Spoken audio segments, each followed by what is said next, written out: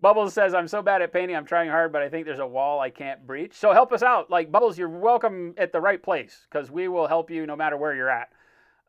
If you ever have any questions with regards to, hey, I'm just not getting it. I don't understand layering. I don't understand shadows and stuff. We deal with that on a fundamental level every day that we paint.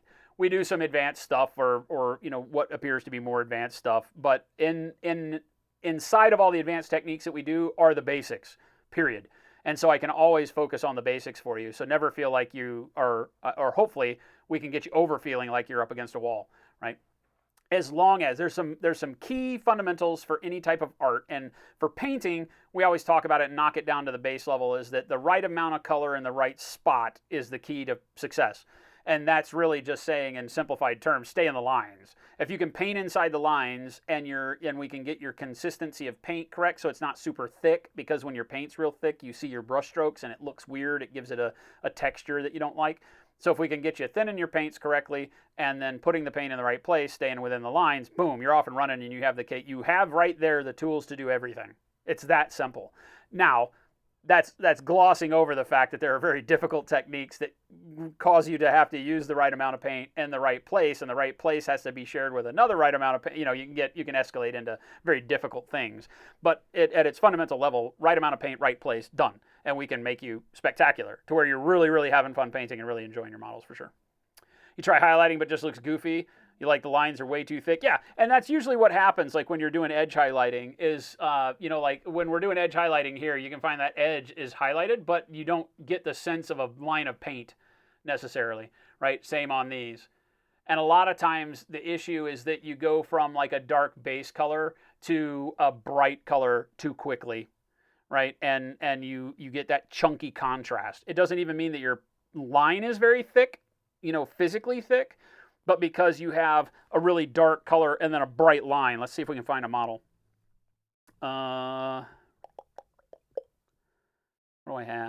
What has I for this? Maybe we can just continue using good old Troll Boy. He's been a good demo model here, right? And well, this is even a good example because on the bottom here, we were just sketching our highlights real quick, and you can see how we go from a very dark gray to a very bright gray, and so that looks very unnatural. We do that so that we could glaze metallics over it up here, so there's a more advanced process here, but at the basic level, like down here, this looks like a real chunky highlight on that bottom edge because we go from black to white almost. It's not black and it's not white, but it's very, very dark to very, very bright, and you get a big chunky line, and so that looks funky.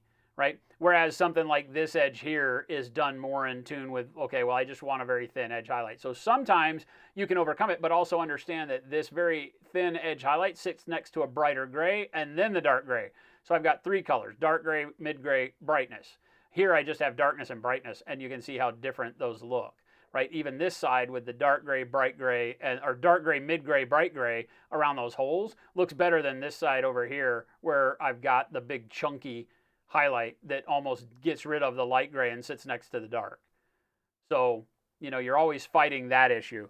But if I just take something and I say, okay, what do I have here on the palette? I have white. I have some white left over. Oh, no, it's all dried. It's all dried up. I'll put some white. I'll get some white and I'll get some mid-tone gray. Or actually, I do this both with grays rather than white. White's a little ultra garish. So I'm going to get some dark warm gray and bright neutral gray, and we're just going to do it over black, right? This is the same for every color you're painting though, right? It's the dark shade of your color versus the bright tint of the color, and finding a way to have your shadows and highlights live together on the model. And usually it means you need a third color. You need a mid-tone, right, of whatever it is you're painting. Because on him, like on the back here, let's find something. Well, let's just edge highlight like the little wraps on his spear, right? So let's get this out of the way, right? So he's got all these little wraps on his spear. Bubbles, thanks so much for the follow, and good to have you here, man.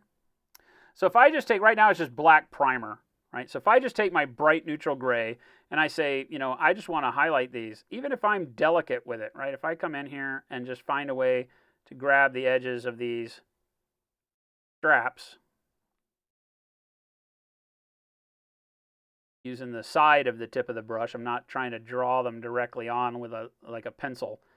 I'm generally trying to keep the angle of my brush fairly shallow to the model, right? So you notice how I'm painting like this when I'm doing my lines, as opposed to trying to do like this. If you're trying to paint your edge highlights like this, you will always get too thick of a line until you really get your brush control down, right? Once you're really good with it, you can kind of get your thin lines on here and you can do kind of wispy brush strokes and such. But it's much easier to do it like this because your hand can follow the shape of the model a lot easier with the brush turned on its side than when you're doing this, because your hand doesn't want to make this motion. Your hand finds it very hard to put it down and then do a curve, right, around a surface. Whereas when you hold it sideways, your hand is very naturally creating this motion by rolling the brush. So using the side of your brush is the easiest way to do any kind of edge highlighting, right? Assuming that, you're doing something like this where you want to just catch the edge. Right? But the second part of this conversation is not just the brush control part, but it's the fact that, okay, now we've got these highlights done, right? But because we didn't put an in-between color there, right, that's never going to look good, right? I can't say never. There might be an opportunity to do something really black or really dark and then a really bright highlight next to it.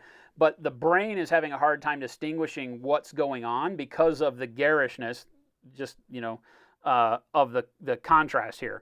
Black, white, basically. I mean, it's not white, it's bright gray, right? But it's just goes super dark, super bright. And so the brain sees a bunch of hash marks and loses all the detail in the middle. When you're creating what we call volumes, right? You're trying to make things look three-dimensional. Even though the model is already three-dimensional and casts its own shadows, we still have to help it and paint those shadows back on. And so it requires more than just the darkness and the brightness, or the base coat and the highlight. And so you have to do a shadow coat. So when I talk in terms of base coat, you'll notice my base coats are super dark. They're basically just like if I'm painting this guy's orange armor, right? So our Space Marine is orange. And so if I'm painting the orange armor, I'm starting, well, in this case, we've started with like a dark blue in the shadows, right? Or a dark red. So I start with mahogany. This is the color that this guy was at first, right? This really, really deep brownish red, right? That color. Because that is going to be a representation of my brightest color in the shadows. So I start painting with a very, very dark color that I don't even really, I mean, when I hold this up here, do you see that color on the model much? Not that you can just point at and say, look, mahogany, right? It's not the way I paint, but it is there and it is influencing the way these colors look in the shadows, like down under his armpit and underneath these armor plates. This shadow here that's underneath his armor is this mahogany as a base. So it just reads really well and it doesn't show up as, boom, red-brown, because it's not left a lot on here, and that we get into talking about why. But the idea is that if I just did this and then painted the orange over the top of it and the highlights, it wouldn't look as good. I have to find a way to get from my dark shadow color to the top color in a nice smooth way. And the way to do that, let's grab this guy again, is by, in this case, we just have a black base. What if we did this with some gray, right? We pull this gray over here. So what if we did this with a gray, and instead of just base coating the whole thing, what if we then come in with the gray and we just do like the top edges of these, the top surface, not really edges, because I'm not highlighting the edges anymore. I'm coming through and I'm just grabbing the top surface of all this fabric that is the leather here. And I'm leaving a little bit of gap in between each leather fold, right? So I still have that black coming through. I'm not just slopping paint on, right? I'm coming through and I'm saying, okay, I want to just paint gray on that surface there and here and here, and these quick brush strokes that are just grabbing each one of these little straps and leaving a little bit of shadow between it and its neighbor, right? And also not going around the side. See that? I'm not painting the underside because the underside would be darker. Okay, so now I've got gray real simple across there. Now look at what happens when I go through and I take that same bright gray, okay, and I want to catch the edge. I don't want to do a little edge highlight. So I'm going to grab the edge here, and again, I don't really care about how thick it is at this point, right? But I grab this edge, and I take that edge even maybe down into the shadows on some of these.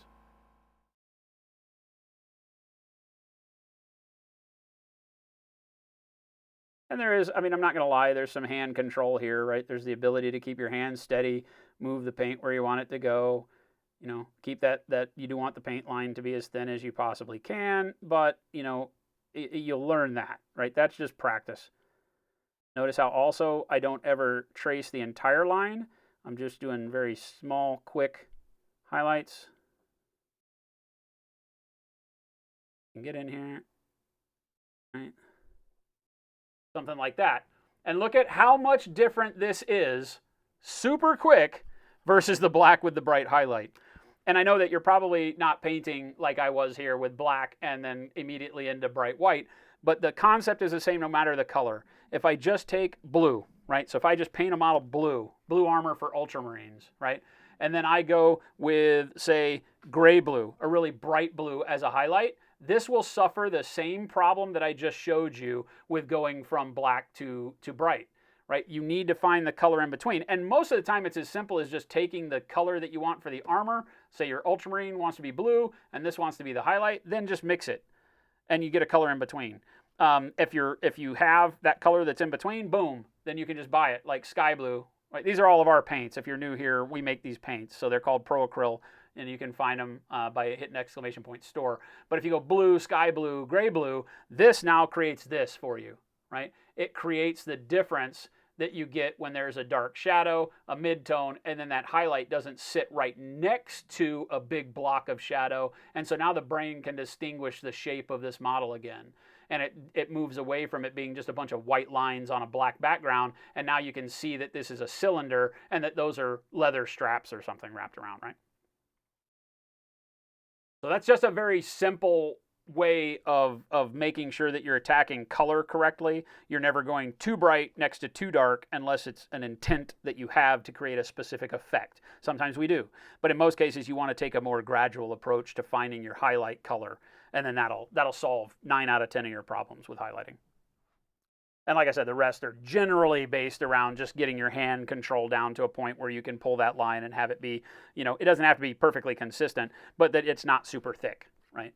Because the thickness of the line just exacerbates the problem that we see. It makes more bright color be next to more dark color. So sometimes the thickness of the line doesn't matter. If the color it's sitting next to is the right color, then you can get away with having less of that hand control initially, and then just work on being more delicate and have more, fine control over that line. So hope that helps.